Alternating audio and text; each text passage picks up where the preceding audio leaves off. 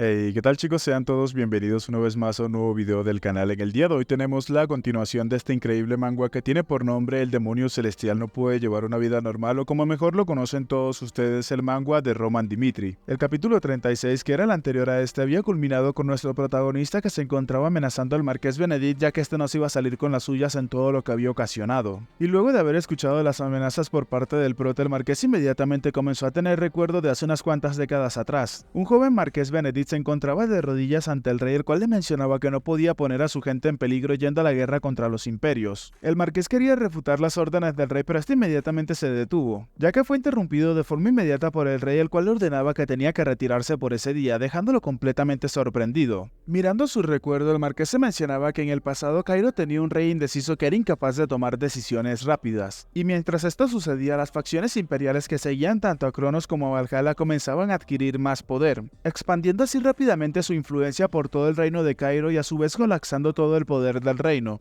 Y justo en el día del funeral de la reina, la cual era su hermana menor, muchos nobles presentes en el funeral de la reina comenzaron a hacer algunas especulaciones, mencionando que habían escuchado que ella había muerto debido a una enfermedad genética que posee la familia Benedict. Otro procedió a mencionar que no había tenido salvación debido al pobre tratamiento que había recibido en una nación pequeña, y que si esto hubiese sido tratada con las tecnologías avanzadas de los imperios, entonces quizás pudo haber sobrevivido. Entre lágrimas escuchando todos esos comentarios, el marqués Benedict se cuestionó en ese momento, preguntándose si acaso estaba bien que el reino de Cairo continuara de esa manera, y fue entonces que Benedict procedió a tomar acción. Reuniéndose con algunos nobles que compartían su forma de pensar, el marqués procedió a mencionar que ya no podía confiar en la familia real de Cairo, y que para llevar a Cairo por el camino correcto entonces tendrían que formar su propia fuerza. Y es entonces que algo completamente increíble comenzó a suceder. Muchos nobles comenzaron a unirse a este movimiento que estaba comenzando a darse por parte del marqués Benedict, y un tiempo después lo vemos en la parte exterior de lo que parece ser una de sus residencias, donde está alzando su puño y le pedía a los nobles de Cairo que por favor lo siguieran. Fue entonces así que ese mismo día nació la facción aristócrata, pero eventualmente su intención inicial comenzó a distorsionarse bastante, y dando así como resultado que el marqués Benedict ascendiera al trono invisible. De regreso en el presente, mientras se sujetaba la cabeza, el marqués Benedict se preguntaba que dónde demonios había salido todo mal, y pensando en Roman Dimitri como este lo tenía en la palma de sus manos, el marqués continuaba mencionándose que él hizo que su plan de tomar Cairo se volviera insignificante. Rechinando sus dientes de rabia e impotencia, el marqués se mencionaba que si continuaban así entonces no podrían evitar la muerte. Levantándose rápidamente de su asiento mientras se encontraba muy nervioso, el marqués le mencionaba a los nobles presentes que primero tenían que esconderse, y solo después de eso podrían tomar el poder del imperio de Cronos para así poderle dar la vuelta a la situación actual. Rápidamente el marqués junto a los demás nobles presentes comenzaron a abandonar la sala en la cual se encontraban, y mientras se encontraban corriendo, uno de los nobles procedía a mencionar que si eran atrapados entonces la facción aristócrata estaría acabada. Pero una sorpresa completamente inesperada para el marqués terminó sucediendo justo delante de sus ojos, pues mientras observamos a uno de sus caballeros tirado en el suelo desvivido y una espada chorreando sangre, una persona le mencionaba al marqués que ya era demasiado tarde, y mientras observamos a Kevin que se encontraba sentado sobre una gran cantidad de caballeros desvivido, este le mencionaba al marqués que lo había estado esperando. El marqués junto a sus caballeros que se encontraban sorprendidos solamente podían mirar la horrible y atroz escena que tenían delante, pero el marqués rápidamente procedió a gritarle a sus soldados que atacaran, y era una orden que tenían que atacar, tenían que acabar con ese hombre de manera inmediata. Uno de sus caballeros que podía utilizar ahora algo dudoso inmediatamente cargó en la dirección hacia la que se encontraba Kevin, y mientras el caballero que se acercaba hacia Kevin gritaba que tenían que proteger al marqués, Kevin inmediatamente con un rápido movimiento terminó mutilándole su brazo derecho.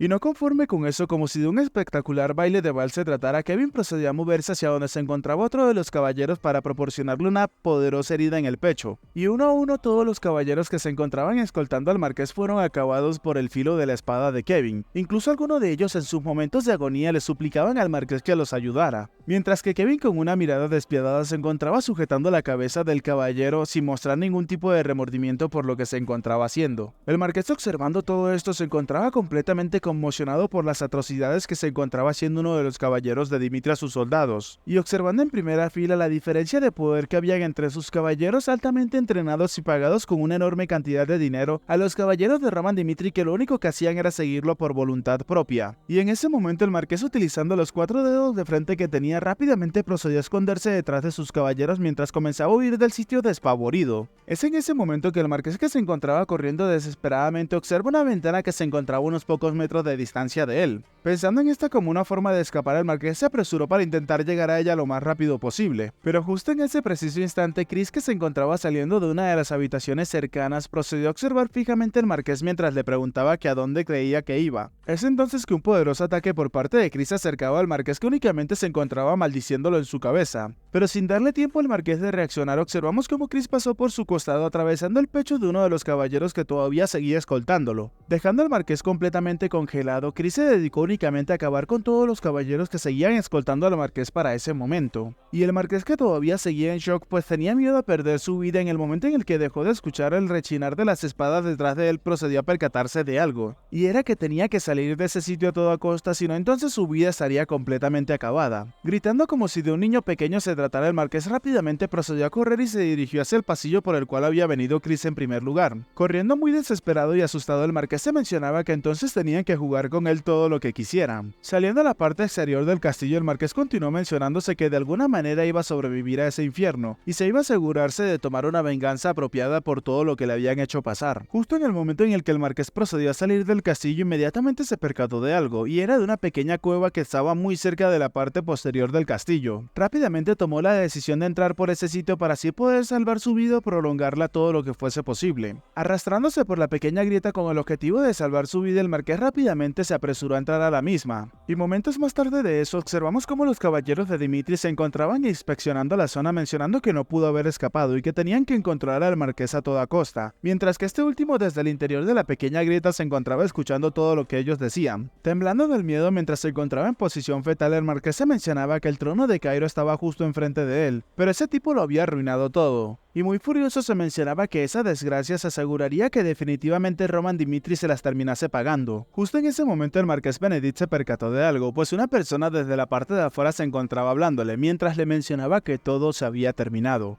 Rápidamente el marqués reconoció la voz mencionando que era el vizconde Owen. El vizconde, acercándose a la pequeña grieta en la cual se había ocultado el marqués, le preguntaba que si acaso no había notado algo extraño mientras escapaba, afirmándole que si acaso eso no significaba que no había manera de escapar de ese sitio desde el principio. El marqués se encontraba realmente nervioso, pero no era por lo que estaba diciendo el vizconde, sino porque este se encontraba acercándose cada vez más hacia donde se encontraba, preguntándose si acaso ya había sido atrapado. El vizconde, que efectivamente se encontraba acercándose cada vez más a la grieta, le mencionaba que por favor tenía que salir de ese sitio. Y ya en la parte exterior de la grieta le mencionaba que todos eran un montón de porquería y que si acaso creía que estaría bien escondiéndose en ese sitio. El vizconde Owen, con lágrimas en los ojos y una mirada muy seria, le mencionaba al marqués que haberlo seguido a alguien como él, que se creía ser el líder, era bastante patético. Y en el momento en el que el vizconde le deseaba al marqués que se fuese al infierno, una persona terminó apuñalando al vizconde por la espalda, desviviéndolo de forma inmediata. Momentos después de esto, una persona procedió a colocar su mano en la piedra que poseía la grieta en la cual se encontraba escondido el marqués, y resultó ser nada más y nada menos que Roman Dimitri, que con una voz bastante intimidante le mencionaba al marqués que tenía que salir de ese sitio de forma inmediata. Un tiempo después observamos a una persona que se encontraba caminando por una calle mientras le faltaba uno de sus zapatos, y alguien por detrás le gritaba que tenía que caminar rápido. Las personas presentes al observarlo procedieron a gritar que se trataba del marqués Benedict, mientras lo llamaban pedazo de basura. Otros gritaban que ese era el bastardo que había intentado escapar solo, mientras vemos como el marqués traía unas esposas de madera y era escoltado por un caballero que lo llevaba a lo que parecía ser una celda. Muchos de los nobles que habían sido atrapados por el proto y sus caballeros le gritaban al marqués que tenía que irse al infierno de forma inmediata. Momentos después de esto, observamos cómo el marqués no había sido llevado a ninguna celda, sino que había sido colocado de rodillas justo delante de los pies del prota. Rápidamente el marqués procedió a gritar que no se encontraba equivocado, y que él se había dedicado mucho a esa nación, y aún así están intentando desvivirlo. Pensando que estaba en lo correcto, el marqués continuó gritando que mientras el débil rey arruinaba este reino, él había sido el que había evitado que Cairo colapsara.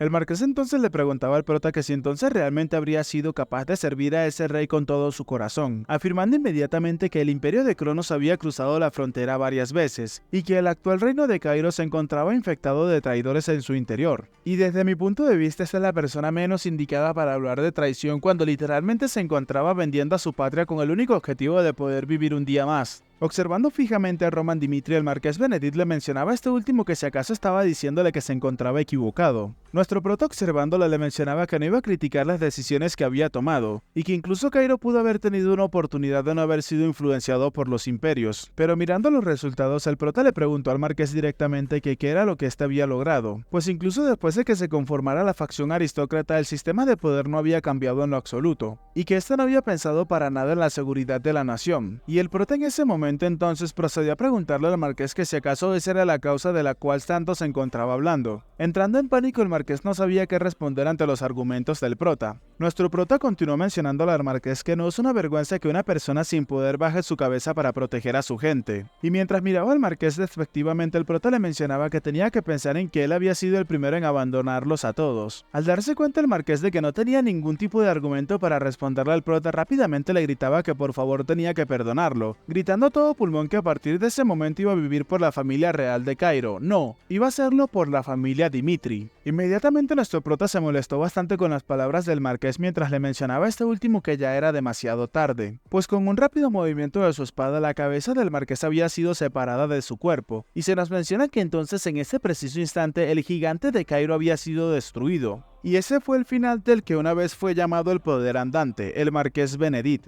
Cambiamos de escena y nos trasladamos hacia los aposentos de la familia real de Cairo. Una persona inmediatamente corrió hacia los aposentos del rey mientras le exclamaba a este último que habían ganado. Este caballero, que había llegado hacia la sala del trono donde se encontraba el rey sentado haciéndole una pequeña reverencia, le mencionaba que había escuchado que Roman Dimitri había tomado el castillo de Benedict con total éxito. Inmediatamente el rey, al escucharlo, se mencionaba que él lo había logrado, pero ahora mismo no era el momento para regocijarse, pues los movimientos del imperio de Cronos seguían siendo inusuales. Rápidamente el rey procedió a mencionarle al caballero que tenían que darle una orden directa a Roman Dimitri, y que definitivamente lo iba a condecorar por sus logros más tarde, mencionando que tenían que darle la orden directa a Roman Dimitri de que tenía que dirigirse hacia el frente oeste en ese preciso instante. Momentos después cambiamos de escena y nos encontramos en el frente oeste, más específicamente en la tercera y última línea de defensa del frente oeste. Inmediatamente una conversación mágica se hace presente, pues uno de los soldados que se encuentra en el Palacio Real procede a mencionar que son órdenes de su majestad del rey. Las órdenes decía que tenían que durar por lo menos 3 días, ya que ellos se encargarían de ponerle fin a la rebelión que se estaba llevando a cabo en ese momento, y luego enviarían a Roman Dimitri al frente oeste. Solamente tenían que resistir un poco más. Y es entonces que una persona, mientras observamos a una linda y carismática chica, le mencionaba que su predicción era correcta. Y oh sorpresa, adivinen quién era esta chica, exactamente esa de la cual no sabíamos nada desde hace muchísimo tiempo, la señorita Flora de Lawrence. Y se nos aclara también a su vez que esta chica es una de las figuras más famosas y en tendencia del frente oeste. El narrador nos muestra parte del pasado de Flora, donde se nos menciona que después de reunirse con Roman, Flora se fue de Lawrence y entró a la Academia Real, y después de eso estudió tácticas y aplicó como oficial para el frente oeste, y fue así como nació la primera oficial femenina de Cairo. Y debido a que este acontecimiento era realmente inusual, las opiniones estaban divididas, pero la chica demostró sus habilidades y así comenzó a ser reconocida por todos los demás. Mientras observamos la maqueta del mapa y el área de combate que se estaba llevando a cabo en ese momento, una persona procede a mencionar que el sentido común dice que eso era imposible, pues cómo se atrevían a decir que iban a terminar con la rebelión del marqués Benedict en tan solo 3 días. Un hombre algo desconfiado procede a mencionar que tendrían que prepararse para una batalla larga, y este hombre es el líder de los oficiales, el barón Noel. Noel continúa mencionándole a los oficiales presentes en la reunión que además, incluso si se encargaban de la rebelión, el viaje tomaría aproximadamente 1 o 2 días, incluso si utilizaban una puerta portal. Entonces, ¿esto tendría alguna especie de sentido? Observamos así entonces a un hombre que se encontraba con una postura bastante imponente mientras mencionaba que tenía razón. Este hombre resulta ser el comandante del frente oeste, el conde Vandenberg. Continuó mencionando que en el peor de los casos es posible que ni siquiera puedan culminar con esa rebelión. Flora entonces procede a tomar la palabra mencionando que su opinión era completamente diferente. El comandante rápidamente le preguntaba que qué quería decir con que su opinión era diferente a la de ellos. Comenzó a mencionar que el tiempo límite de 3 días fue establecido por Roman Dimitri, y si es así entonces no durará más de 5 días como mucho.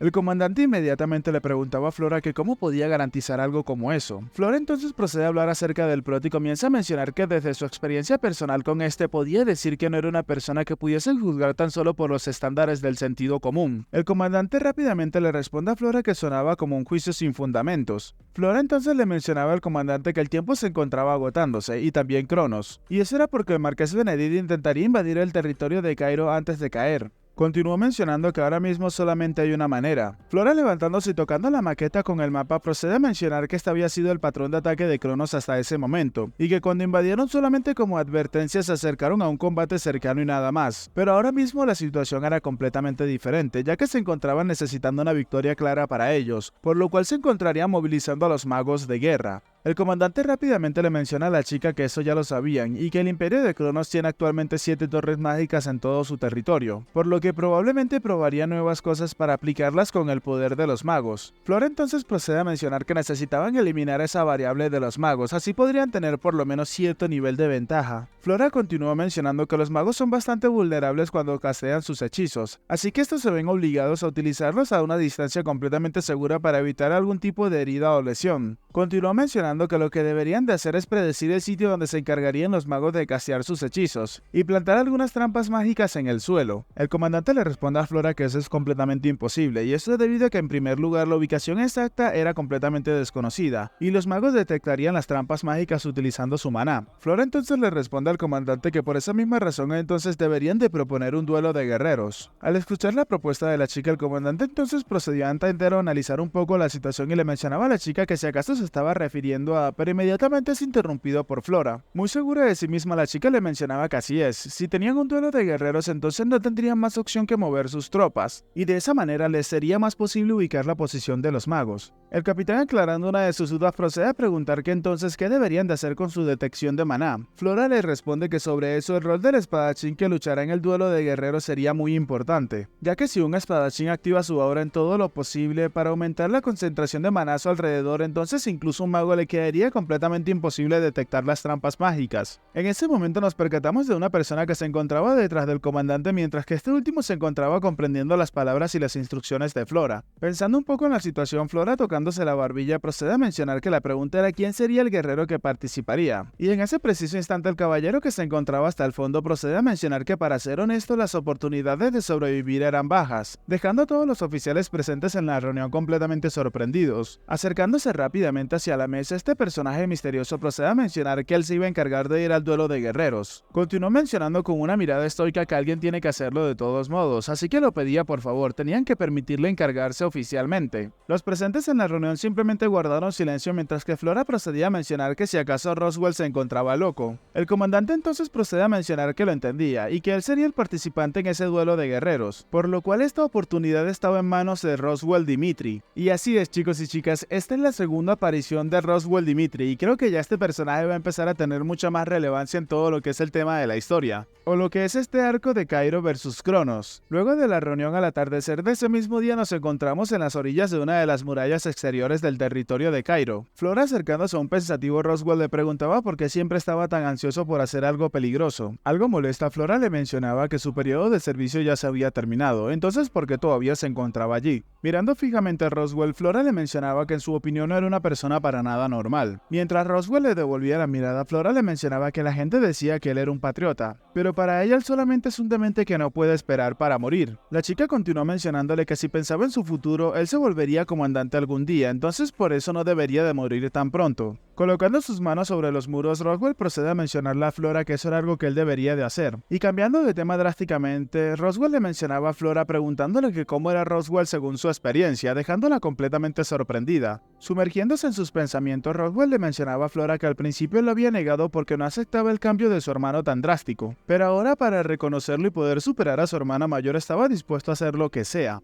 Y era esa la razón por la cual él había extendido el periodo de su servicio, y entonces le preguntaba a Flora por qué ella se encontraba en ese sitio. Pensando un poco en la situación, Flora le mencionaba a Roswell que ella se encontraba ahí únicamente con el objetivo de evitar cometer los mismos errores del pasado. Y mientras esto le traía malos recuerdos, le mencionaba a Roswell que tenían que dejar de hablar de eso en el acto. Flora entonces menciona que se sentía un poco confundida por recibir la misma pregunta de vuelta. Y mientras golpeaba ligeramente el hombro de Roswell con su puño le mencionaba que como sea, tenía que asegurarse de ganar. Sinceramente yo siento que Flora está buscando la más mínima, minúscula, microscópica posibilidad de poder pertenecer a la familia Dimitri, pero es solamente lo que yo pienso, así que no me presten tanta atención. Flora continuó mencionando a la Roswell que tenía que encargarse de sobrevivir. Momentos más tarde nos encontramos con Roswell en el medio del campo de batalla que mientras levantaba su espada se pronunciaba, mencionando: soy Roswell Dimitri del reino de Cairo y desafío al imperio de Cronos a un duelo de guerreros. Mientras miraba al cielo y exhalaba, Roswell se mencionaba sosteniendo firmemente su espada que podía morir en ese día. Mientras una persona caminaba hacia donde se encontraba el Roswell se mencionaba que a partir de ese momento estaba en la encrucijada o en el cruce entre la vida y la muerte. Un caballero se había parado justo delante de Roswell mencionándole que su nombre es Oxford y él se encargaría de él. Se nos revela la información de este caballero: es un espadachín de aura de 3 estrellas, sin rango, y su nombre es Oxford, como ya sabemos. El narrador nos menciona que a diferencia de Cairo, donde una persona puede volverse ranker luego de llegar al nivel de 3 estrellas, pero en ese momento es interrumpido cuando uno de los soldados procede a balancear una bandera roja dando comienzo hacia el combate de guerreros. El narrador retoma mencionando que en el imperio de Cronos las personas al final del ranker eran espadachín de aura de 4 estrellas como mínimo. El combate entre Oxford y Roswell comienza inmediatamente, siendo Oxford el que empieza a dar el primer movimiento, teniendo a Roswell contra las cuerdas. Desde el primer intercambio de espada nos damos cuenta como Roswell no podía hacer más que defenderse, mientras que Oxford seguía avanzando hacia este con el objetivo de acabar con él lo más rápido posible. Roswell en ese momento, escuchando cómo las demás personas se encontraban gritando y clamando a sus guerreros, se mencionaba que el mundo en el que vivían era completamente diferente al de Cairo. Oxford entonces, al darse cuenta que Roswell ya no tenía más escapatoria, procede a gritarle que tenía que desvivirse en ese momento, atacándolo rápidamente mientras que Roswell únicamente podía intentar defenderse con su espada. Inmediatamente Roswell pensó que ese era el resultado esperado. Mientras apretaba sus dientes con rabia, se mencionaba que no podía cerrar la diferencia con su hermano, pero aún así él se iba a encargar de luchar hasta el final. Oxford, tomando un pequeño descuido de Roswell, procedió a cargar hacia este a gran velocidad con el objetivo de acabar con este de una vez por todas. Roswell, al darse cuenta de esto, se mencionó que si no lo esquivaba entonces iba a perder su ojo, pero entonces si esquivaba ese ataque perdería la batalla completamente. Vemos entonces que el ataque de Oxford terminó alcanzando a Roswell en su ojo, al mismo tiempo que Roswell también lo había alcanzado con su ataque. Inmediatamente Oxford se encontraba escupiendo una gran cantidad de sangre, mientras que Roswell se encontraba con la parte superior de sus prendas bañadas en sangre pero sin hacer ningún otro gesto. De forma inmediata el caballero de Cronos terminó desplomándose en el suelo, quedando desvivido en el acto. Por otro lado, observamos como Roswell, que se encontraba realmente feliz, había perdido uno de sus ojos, pero había cumplido con su objetivo, el cual era distraer a los magos para que así no pudiesen detectar las miras mágicas que iban a colocar. En ese momento, Roswell procedió a gritarle a los de Cronos que tenían que largarse de Cairo en ese instante, llamándolos bastardos. Y bueno chicos, hasta acá el capítulo de hoy, espero que les haya gustado. Si es así, por favor regálenme un like y un comentario, que eso me ayudaría muchísimo con el algoritmo. Y ahora sí arrancamos nuevamente con la programación habitual a traer por lo menos un video diario al canal. Así que sin más que decir, espero que gocen de un excelente día, tarde, noche, de una muy buena salud, denle mucho amor y cariño a los familiares que tienen cerca ahorita, y sin más que decir, nos vemos en el próximo video.